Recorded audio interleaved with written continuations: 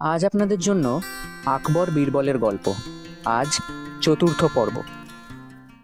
বাদশাহ এক দৈবজ্ঞকে সভায় দেখতে পেয়ে জিজ্ঞেস করলেন, আমি আর কতদিন বাঁচবো গণনা করে বলুন তো।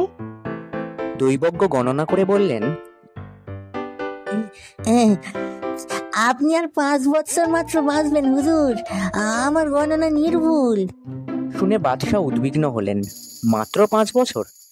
বীরবল দৈবজ্ঞকে জিজ্ঞেস করলেন, জ্যোতিষ ঠাকুর, আপনার দাঁত কতদিন পর পড়বে? ঠিক গণনা করে বলুন তো। দৈবজ্ঞ গণনা করে বললেন, আর 10 বছর পর আমার দাঁত পড়তে শুরু করবে। আমার গণনায় কখনো ভুল হতে পারে না। আমি যা গণনা করব তা নির্ভুল।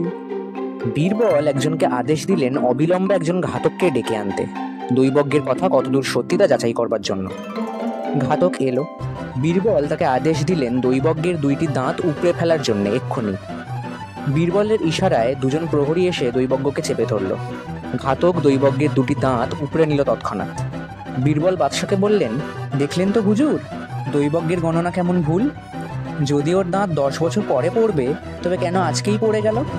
সেজন্য হুজুর যখন তখন জ্যোতিষীকে হাত দেখিয়ে মন খারাপ করবেন না।